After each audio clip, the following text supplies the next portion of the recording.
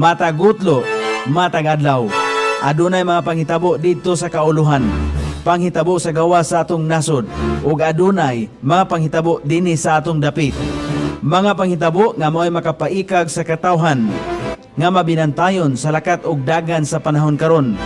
Itanyag ning istasyon DXSR ang 7 o'clock Breakfast News.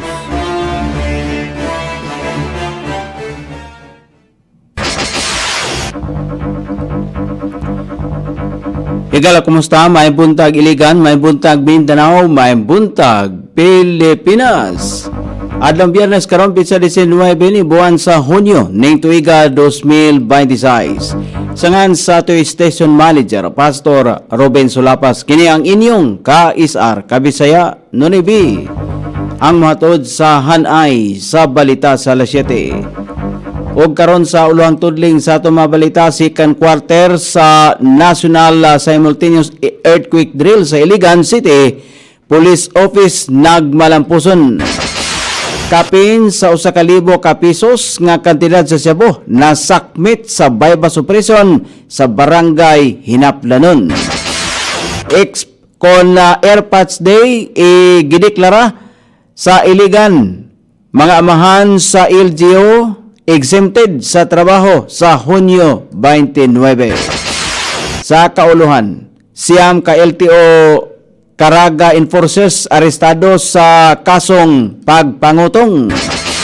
SP Gatchalian mitinaw sa ilahang obligasyon sa nakaduol nga impeachment trial ni Vice President Sara Duterte. 32.6% sa mga Pilipino nagpabiling food insecure paghihapon. Sa gawas sa nasod kabisera sa New Zealand, gibaha og tae tungod sa bara sa wastewater pipes. Balita sa kinabuhing Kristohanon, kanhi baptist nga pastor giduso ang balaodnon nga maghatag og impluwensa kon importansya sa relihiyon ngadto sa kinabuhi sa mga katawhan. Kini ang uluhang tudling sa itong mga balita nga dalit kanato ning istasyon DXSR 106.7 sa inyong FM dial. Ang bugtong radyo sa Dakbayan Siligan nga nagsibya sa balaang kasulatan, pinasubay sa inspired and preserved, not simply dictated. King James Version sa Anchor Broadcasting Corporation. O karon sa kompleto kay Italye, nagmalampuson ang ipahigayon nga second quarter nationwide simultaneous earthquake drill kagahapon adlaw Hunyo 18 sa sulod sa Iligan City Police Office. Ang maong kalihukan gipanguluhan ni Vice Mayor Wikwik Oy uban sa hugot nga suporta sa City Disaster Risk Reduction and Management Office sa pagpangulo ni Armin Aloro. Insaktong alas 9 sa buntag dihang dungan nga nisalmot ang mga personel sa Iligan City Police Office pinagi sa aktibong pagsunod sa saktong earthquake response sa procedures aron mapalambo pa ang ilaang kahibalo o kaandam sa panahon sa emerhensya. Kini nga drill kabahin sa nasudnong kampanya sa pagpalig-on sa kaandam sa publiko batok sa mga katalagman, ilabi na sa bahin sa linog. Og tungod sa kooperasyon sa tanang sektor, ang maong drill nahimong usa ka malampuson nga lakang sa pagpalig-on sa disaster response capability sa Dakbayan sa Iligan. Dako usab ang pagpasalamat sa Iligan City DRRM Council ngadto sa tanang nag-apil og mitabang sa kalihukan, lakip na ang mga evaluators, participants sa partner agencies ug ang tibuok personel sa Iligan City Police Office tungod sa gipakitang suporta ug dedikasyon alang sa kaluwasan sa komunidad. Gidala sa Police Station 1 ang 32 anyos nga lalaki human kini nasikop sa gipahigayong bypass operation sa mga otoridad sa Purok 6B, Barangay Hinaplanon, Dakbayan, Siligan.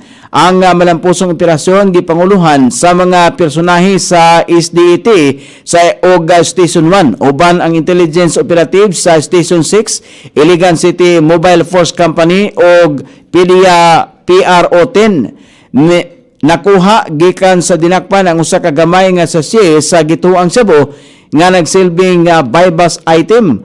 Upat pa ka laing gagmay nga sachet sa gituang Cebu, usa ka kulor nga puti nga sudanan sa antipara o usa ka gatos piso bill nga gigamit isip bypass money. Ang kinatibuk ang gibug-aton sa nasakmit nga gidili nga droga motimbang sa 0.15 gramo nga adunay standard drug price nga 1,020 pesos. Kasong paglapas sa Republic Act 9165 o ang Comprehensive Dangerous Drugs Act of 2002 ang atubangon sa suspect. Gideklara ni Mayor Frederick Siao ang Hunyo 29 ning tuiga isip Airpats Day sulod sa kagamhanang lokal sa Iligan pinagi sa Executive Order number 62 series of 2026. Ubos sa kamanduan ang tanang kwalipikadong amahan o mga father figures nga nagtrabaho sa LGU Iligan, regular, temporaryo, kontraktual o job order, libre o exempted sa pag-report sa ilang trabaho sa maong adlaw nga dili makuhaan ang ilang sweldo. Ang maong lakang agi og pag-ila sa ilahang bililhong kontribusyon sa pagpalikon sa pamilya o komunidad aron masiguro nga dili mabalda ang serbisyo publiko. Ang mga head sa departamento gimanduan sa pagsagop og skeletal staffing o puli-puli nga sistema aron magpadayon ang mga essential, frontline o emergency services sa syudad. Gidakop sa kapulisan ang siyam ka mga enforcer sa Land Transportation Office LTO Caraga Region sa gipahigayong entrapment operation sa Barangay Alubhed, Buena Vista, Agusan del Norte niadtong Huwebes. Sumala pa sa mga otoridad, nadakpan ang mga enforcer tungod sa sumalapay pagpangutong sa mga motorista ug biyahidor loyo sa ilang operasyon sa kadalanan. Gipahigayon ang operasyon human makadawat og reklamo gikan sa mga apektadong motorista may tungod sa sumalapay modos sa mga sakop sa LTO. Base sa LTO Central Office, dugay ng adunay mga reklamong nadawat batok sa pipila ka mga personel kalabot sa pagpangilkil og kwarta sa mga motorista sa panahon nga adunay inspeksyon o pagdakop sa mga milapa sa balaod sa trapiko. Padayon ang investigasyon sa mga otoridad aron matumbok ang halapad nga operasyon o uban pang posibleng nalambigit sa naasoyng binuhatan. Mihatag o katinawan si Senate President Serwin Gatchalian sa publiko kalabot sa ilahang tahas sa nagkaduol nga impeachment trial ni Vice President Sara Duterte. Miingon si Gatchalian nga wala pa nila gisgutan kung kinsa ang mamahimong presiding officer sa impeachment proper. Siya miingon nga subay sa gigamit nga rules, siya ang angayan nga mangulo sa pagdungog kay siya man ang Senate President. Iyang gipasabot nga wala pa nila makapot ang kasabutan sa mayorya bahin sa isyo. May namduman nga kagahapon adlaw gibungat ni Senador Panfilo Lacson nga naghatag og dalan si Gatchalian kang Senador Francis Escudero isip presiding officer kay siya man usa ka abogado.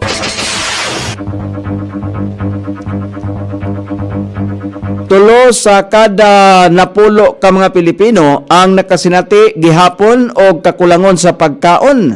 Base sa 2025 survey sa Department of Science and Technology, Food and Nutrition Research Institute, may gawa sa datos nga 32.6% sa populasyon ang food insecure.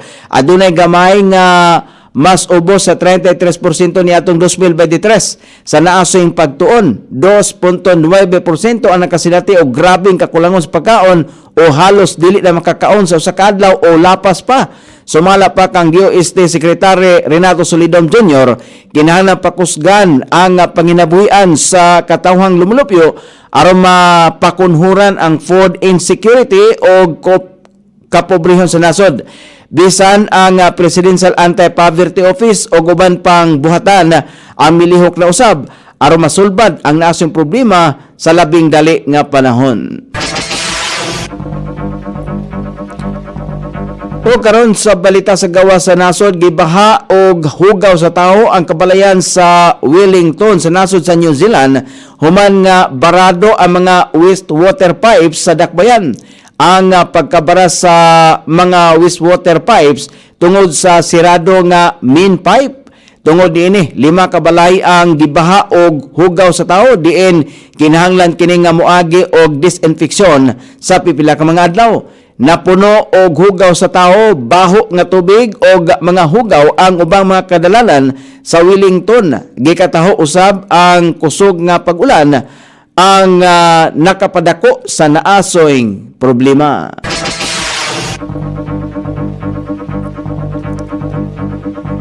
Sa balita sa kinabuhing Kristohanon, usa ka magbabalaod sa Ohio sa nasod sa Amerika ang nitabang sa pagluso sa balaod noon nga Charlie Kirk American Heritage Act sa US House of Representatives. Ang nasoy magbabalaod, usa ka congressman karon sa usa ka distrito sa Ohio o kanhi pastor sa Fremont Baptist Temple, katuyuan sa nasoy balaod noon nga ilhon ang dako nga impluwensya sa relihiyon sa paglambo sa nasod sa tibuok niining kasaysayan. Tungod niini mas maila sa mga leksyon sa kasaysayan ang dakong tabang sa mga pilgrims ni Flower Compact, prayer request ni Benjamin Franklin sa Constitutional Convention, nagtabang sa napulo ka commandments sa legal tradition sa nasod, Booker Washington na Frederick, Martin Luther King Jr. ug uban pa. O karon sa kahimtang sa pagbanabana sa dagan sa panahon, ang easterlies padayon makaapektar sa Central Luzon, Southern Luzon, sa Visayas, inguman din sa Mindanao. Ang Metro Manila, Visayas, Central Luzon, Calabarzon, Mimaropa, Bicol Region ug ubang bahin sa nasod ang makasinati paghihapon ng madag-o mga kalangitan inubanan sa patak-patak ka mga pagulan ilabi na panahon sa kapunon. Pagpadalugdog, pagpangilat, kini epekto sa easterlies o localized thunderstorm. Sukod sa temperatura din sa dakbayan siligan ang kabugnaon ana sa 25 ug ang kainiton mosangko sa 34 degrees centigrado. Ang adlaw misilang kaganiha sa alas 5:28 ug mosahop unya sa alas 6:27 sa sayong takna sa kagabhion. Inyong nabate ang kinatibuk ang hanay sa balita sa alas 7 nga dalit kanato ning istasyon. DXSR 106.7 sa inyong FM dial. Ang bugtong radyo sa dakbayan siligan nga nagsibya sa balaang kasulatan, pinasubay sa Inspired and Preserved, not simply dictated, King James Version sa Anchor Broadcasting Corporation. Sangan sa tigsuwat sa atong balitang international ug sa kinabuhing Kristohanon, pit dyan sa balita lokal, Coney Island. Sa ato station manager, Pastor Ruben Sulapas. Kini ang inyong Kaisar Kabisaya, Nonibi. Magpasalamat og mingon. Mayong buntag, Iligan.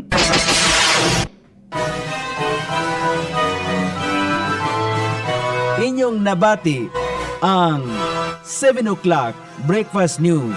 Hangtod na usab og mga adlaw sa samang takna o sa samang istasyon. Daghang salamat sa iyong pagpaminaw ug maayong buntag.